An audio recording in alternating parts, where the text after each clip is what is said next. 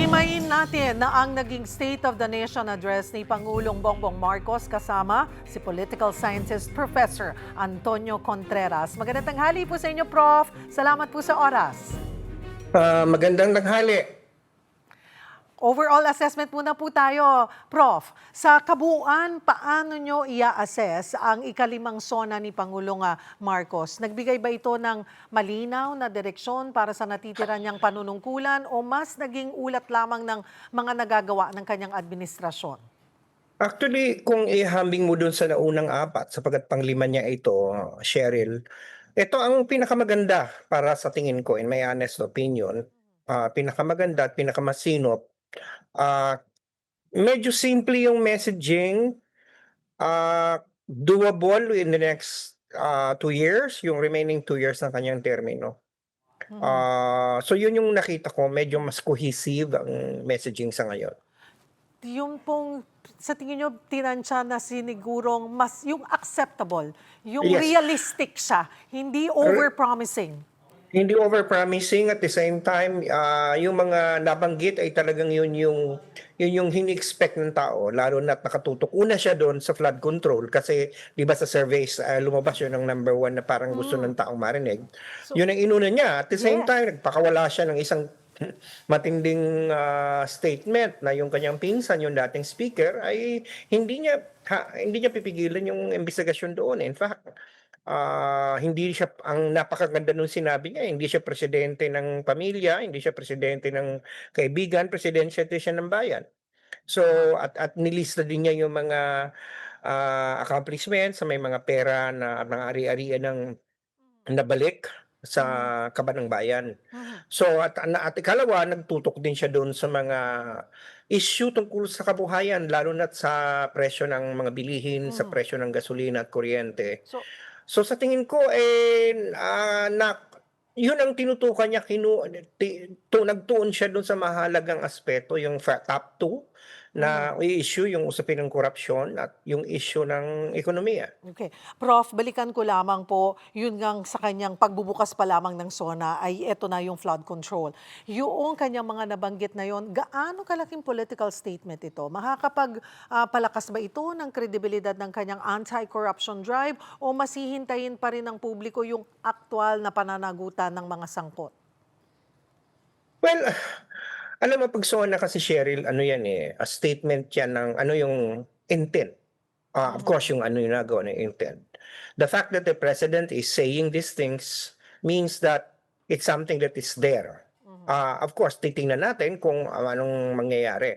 Ito kasing issue ng kaso, hindi naman 'to hawak ng presidente. Alam mo, Cheryl, ang isa sa mga medyo naguguluhan ng mga tao, nalilimutan nila na ang ating sistema ng pamamahala ay may 3 branches. Meron tayong executive, ang presidente ang pinuno diyan, ngunit meron tayong legislature at meron tayong Korte Suprema. Yung mga reforma na sinabi ng Pangulo, ang ilan diyan ay nangangailangan ng pakikipagtulungan ng Kongreso, lalo na dun sa mga batas na gusto nating ipapasa. Itong mga kaso tungkol sa katiwalian, yan ay maaring sabihin niya kung ano yung nilalayo ng kanyang administrasyon. Pero ang pagsasakatuparan niyan ay hindi sa kamay niya, kundi sa kamay ng mga korte. Mhm. Mula sa pag-imbestiga, pagsampa ng kaso, paghatol, yan ay ayon sa panuntunan ng ating sistema ng hustisya. Mhm. Yung iba, 'pag natatagalan na wala namang nakukulong, isisisi sa pangulo 'yan. Mhm. 'Pag naman may batas na hindi sa katuparan, isisisi uli sa pangulo 'yan. Mhm. Nalilimutan, siguro hindi masyadong nakinig nung tinuturo ito sa high school, yung separation of powers, na may limitasyon ang kapangyarihan ng pangulo, ang kanyang kapangyarihan magsala. Ang paglalahad sa SONA, yan yung gusto niyang mangyari, eh. Pero as to whether gagawin niya ng Kongreso at gagawin din niya ng korte ay tatalima, isang ibang bagay yan. At kapag yan ay pinakialaman niya naman, kapag diniktahan niya ang Kongreso, ayan ay Pupunahin isa din. ng paglabag na yan ng ano, ng guhit na itinalaga ng saligang batas na hindi niya pwedeng tawirin. Mhm. Although Mhm. pwede siya mag ano, 'di ba? Pwede siya mag-certify ng urgent. Pagdating sa korte, wala siyang magagawa. Daanan ko naman po itong ayuda. Malaking bahagi po ng SONA yung nakatuon sa mga programa ng gobyerno, healthcare, education, housing at mga ayuda. Sa tingin niyo po, Prof, sapat ba ito para maramdaman ng mga Pilipino yung pagbabago o mas hinahanap pa rin nila natin yung pangmatagalan talagang solusyon sa mataas na presyo ng mga bilihin at kabuhayan? Ang kombinasyon niyan kasi yung mga kagyat na kailangan nating tutukan katulad ng presyo ng mga bilihin, hindi yan puwedeng maghintay. Mm. Kaya may mga solusyon diyan, yung ayuda, yung pangmadalian na tulong, Mhm. yung pagpapaba pero yung may mga like for example itong pag-alis sa systems loss. Mhm. Yan ay pupunta sa presyo ng kuryente, napupunta daan sa issue ng ano ba yung perang nauubos natin sa panggastos lalo sa kuryente na lang, lahat tayo nagsa-suffer diyan. Mhm. Pero hindi po 'yan madali na gagawin. Pero may mga bagay-bagay na puwede na niyang ibigay katulad ng mga ayuda na puwede nang i-distribute ng executive branch, 'di mo naman kailangan ng batas diyan. Mhm. So, gaya nga nung sinasabi ko kanina, may mga kailangang gawin, babalanse mo ano yung long term, ano yung hindi ura-urada mangyayari pero kailangan, pero ano Mhm. naman yung kailangan ng gawin dahil may mga tao ng nangangailangan. Yung kunyari sa sistema ng kalusugan, yung pagpapababa ng presyo ng gamot, madaling gawa ng paraan yan sapagkat hindi naman nasa batas yan. Yan ay presyo ng forces of supply and demand dyan. So pwedeng madala yan sa pakiusapan sa mga companies, yung mga ganyan. Yung mga programa na hindi na kailangang isa batas katulad ng pag-tweak ng mga benepisyo sa SSS, sa GSIS, sa PhilHealth, kung ano man yan, puwedeng yan ay gawin na ng executive branch. At yan ay madali. Pero Mhm. yung mga long-term solutions ng iba, kailangan ng structural reform, katulad Yes. nitong Oo. katulad nitong Punta systems laws. yung Ay, tax kailangan mo relief, Prof, yung tax relief, 'di kailangan ba? mong anuhin niya. Kailangan pakialaman ng Kongreso ang batas diyan. Kailangan nilang palitan yung EPIRA, kailangan palitan yung, revenue structure natin. So, But hindi yan overnight. but when you heard about the tax relief, ano po, na nanawagan ang Pangulo na palawakin ang tax relief para sa middle class at ilang sektor, gaano pa rin po ito ka-realistic, Prof? Gayong Kaya na kailangan pa rin nga ng batas at pag-aproba ng Kongreso bago may patupad. Though sinabi niya, hindi lang panawagan to, demand sa well, Kongreso. kaya niya namang gawin yan, i-certify niya na urgent, Oo. at pakidusin niya may supermajority naman na sumusuporta sa kanya sa House. Meron lang siyang kaunting problema sa Senado kasi alam naman niya maraming galit sa Mhm. kanya doon sa Senado. Pero dahil hawak din naman ng may mayorya naman siya na medyo, ano sa kanya, medyo hindi naman masasabing pro BBM yung mayorya pero at least mas maaasahan niya. Alam mo ang nangyari kay si Cheryl kung titingnan natin last year merong 53 na priority bills ang LEDAC na na-identify. Ang Mhm. nakalulungkot dito, dalawa lang ang naipasa ng Kongreso. Hmm. At yung dalawa na yun ang pwede nating sabihin na kumpleto niya yung proseso, pero meron pang 4 yata nakabimbin sa BICAM, merong isa na kailangang i-enroll, pero 24 pa na hindi naaksiyunan. At meron din ng mga naipasa na ang House of Representatives pero hindi pa naaprobahan ng Senado. Meron namang dalawa na naaprobahan na ng Senado, nando'n sa House. So kung titingnan natin, ito yung sinasabi ko kanina na nasaan ba yung bottleneck? Mhm. Kasi Mhm. hanggang certification lang naman ng urgent ng presidente. Mhm. Pero hindi naman puwedeng lahat ng 53 panukala na priority ise-certify na urgent. Magkakaproblema naman siya diyan, puwedeng ma-question siya na bakit 'di ba may limitasyon din naman yung pagse-certify na urgent, dapat may national crisis. Mhm. So, Mhm. 'di ba kini-question na siya diyan before na bakit magde-declare ng urgent wala namang Mhm. crisis na. So, yun yung point dito. Maraming mga kailangang gawin, yung systems laws, EPIRA, sa yung tax relief, EPIRA, oo. yung tax relief, hindi yan, Pero dapat gamitin ng presidente ang kanyang charm. oo. Pero Prof, para sabihin niya, banggitin nito, ibida niya sa SONA, ay siguro naman hindi naman mga manhid yung ating mga Oo. mambabatas, 'di ba? So, at least man lang po kaya ito ay, mangyayari. Kasi 2 taon na lang ang natitira sa Yeah, kanya. Nakikita kaya yung realistic? Cheryl, kaya siguro itinalaga niyang opisyal sa legislative, executive linkages. Iba si Joey Salceda, si dating Bagong upo. bagong upo. Sabagat Aha, si Joey Salceda, alam niyang i-negotiate ang House. aha. Alam niya yung legislation. So siguro kaya siyang inilagay diyan para mapadali yung pag-uusap ng legislative at saka executive branches. Mhm, Kasi tama tama ka, kailangan makinig din ang House at ang mhm, Senate. mhm. Yun nga lang, yun yung point na hindi mo naman kasi puwedeng basta-basta diktahan yang mga yan, lalo na ang Senado, marami din ang 24 ngayon 21 na lang kasi magkakakulong yung Mhm, dalawa. mhm, Yung mhm, isa nagtatago mhm. na mga Republika yan, sa Aha. kanya-kanyang sariling mga diskarte yung mga yan. Ang House, Pe mas madaling kunin ang cooperation ng House sa ngayon. pero Ang itong Senate, ang yun ang medyo medyo challenge, malaking challenge. challenge 'no? Pero siguro babalansehin kahit anong sabihin natin Prof, babalansehin ng mga mambabatas natin ang, pulso ng taong bayan. Itong tatlong itong pinag-uusapan pa lamang natin na yung sa EPIRA, systems laws at saka tax relief, malapit 'yan sa sikmura Ay, natin, oo 'di naman. ba? So, Hindi nila puwedeng hindi upuan, yan upuan, oo. sapagkat ang makakalaban nila niyan ang bayan. At Mhm, alalahanin natin sa 2028 na eleksyon, mhm, maraming tatakbo sa kanila diyan, so puwede nating panagutin. mhm, Ang mhm. problema naman kasi, Cheryl, pagdating sa botohan minsan nalilimutan na ng mga tao 'yan. Hmm, Kasi 'di ba hindi mm, naman tayo, karamihan sa mga tao hindi naman bumoboto because of issues. We don't mhm, even talk about the voting record of these people. mhm, mhm, Basta gwapo, basta nagbigay ng bola, basta mhm, maganda, may kababayan, magaling ang angas, boboto. Kaya ito, panawagan na rin ito sa mga mamamayan natin. Ayan, andiyan na, binigay ni Pangulong Marcos yung mga gusto niya mangyari. Nasa kamay na ng Kongreso ang bola. Sa susunod na eleksyon, husgahan natin sila kung ano yung ginawa nila. Diyan sa mhm. pag nagtumalima ba sila, pinakinggan ba nila ng pangulo o yung sarili pa rin nilang interes ang kanilang tiningnan. Kasi nasanay na may namihasa na pagdating sa botohan, hindi naman binabalikan ng botante kung ano yung voting record nila eh. Mhm. Prof, puntahan ko naman itong Pax Silica. Para siguro sa nakararami, nakaka-nosebleed pa ito, no? Yung parang, Oo. ang hirap, parang ano yon hindi pa namin naintindihan. Pero, namumulat na dahan-dahan ang taong bayan, binigyan diin ng Pangulo yung pakikilahok ng Pilipinas sa Pax Silica upang palakasin daw yung posisyon nga po ng Hmm. bansa sa Hmm. global semiconductor at AI supply chain. Gaano kahalaga sa pag-aakit ng mga pamumuhunan at paglikha ng mas maraming high-value jobs ito? Actually, sa totoo lang, may benepisyo ang Paxilica.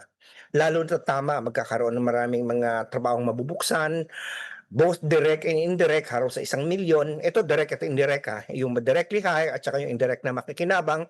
Kasi pag meron na diyan na industriya, magtatayo na rin diyan ng mga tindahan, whatever.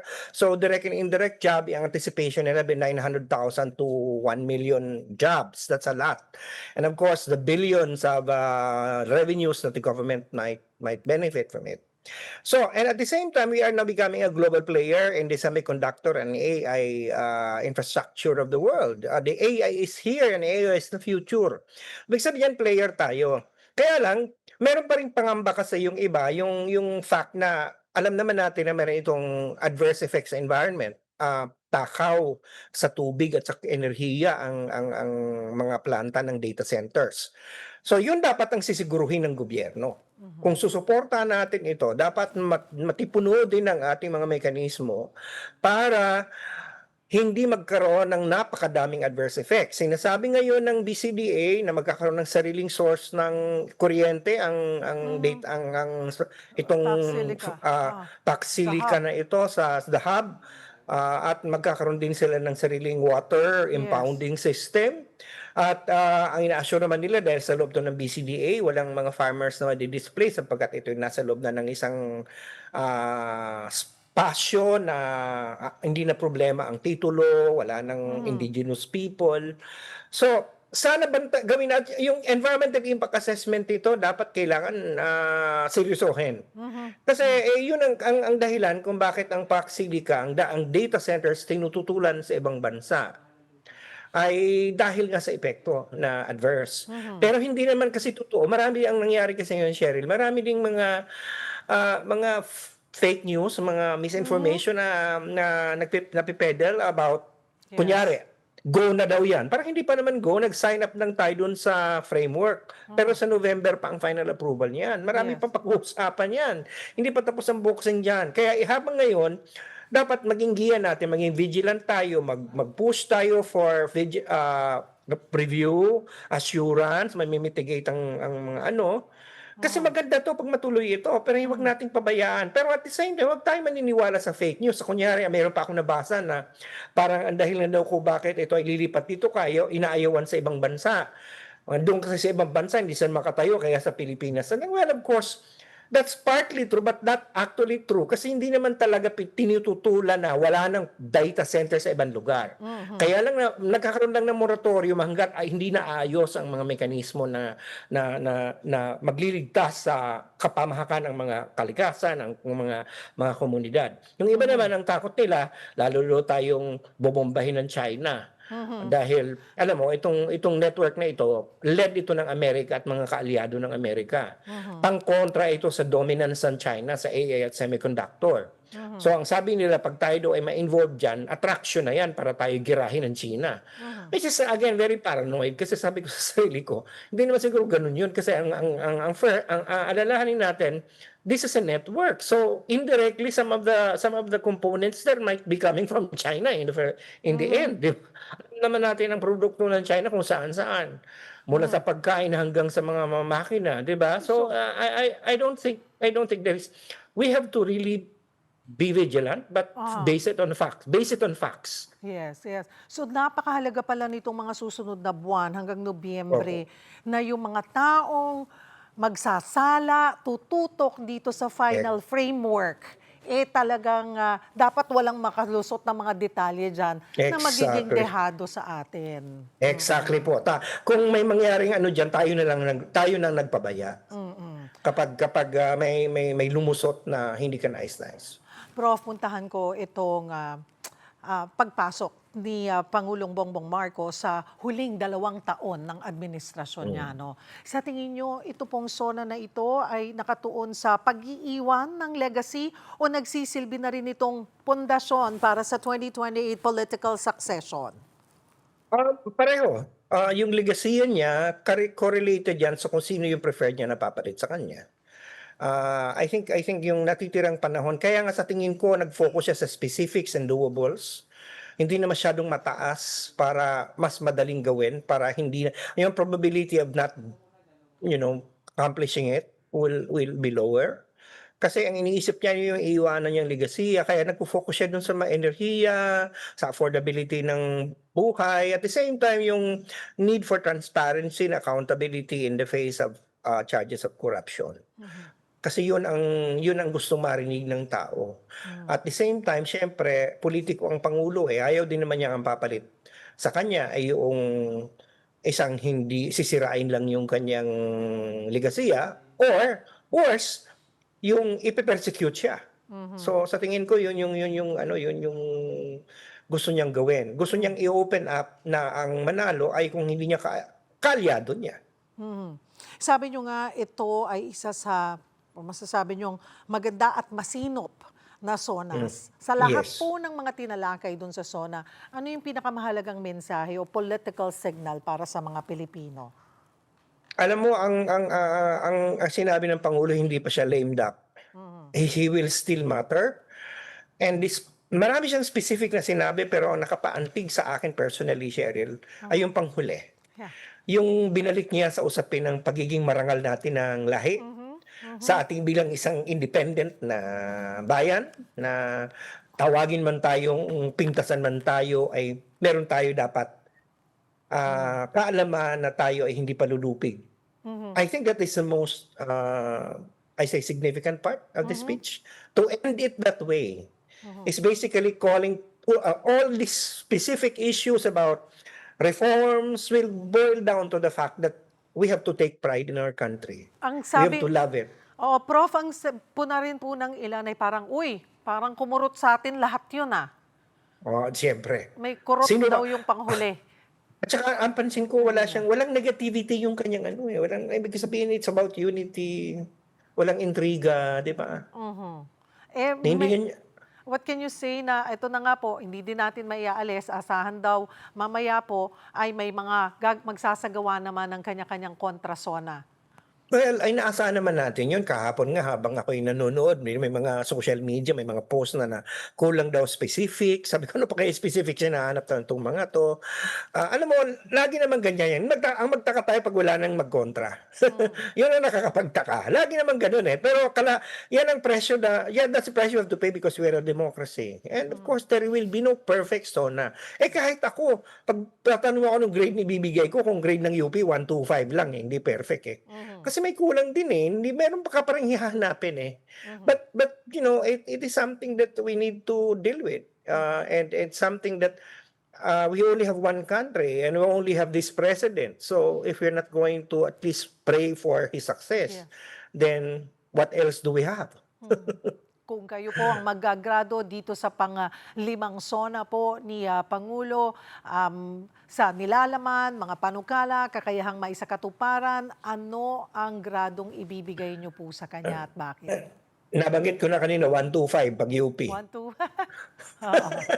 Hindi uno, kasi 'pag uno Taas. ibig sabihin perfect na yun. Eh, ako naman kasi mataas talaga ako magbigay ng grade. Ah, Sabi ng ay gusto estudyante kita ko. maging professor, prof. Pero yun nga po, siguro rin, huli, prof, mensahe sanang iniwan nitong SONA at paalala sa taong bayan. Yun na nga po, yung maganda yung nagtapos siya dun sa issue ng pagkakaisa, pagbabalik ng dangal sa Mhm, ating sarili, mhm, ang pagmamahal sa bayan sapagkat lahat ito magkakaiba man tayo ng politika, ng paniniwala, at the end of the day, we only have one country. mhm, Lahat naman tayo iisang country at iisa lang naman ang presidente natin sa ngayon. mhm. So, magdasal na lang tayo na maging successful siya. Marami pong salamat muli sa inyong oras, Political Scientist Professor Antonio Contreras. Magandang tanghali po.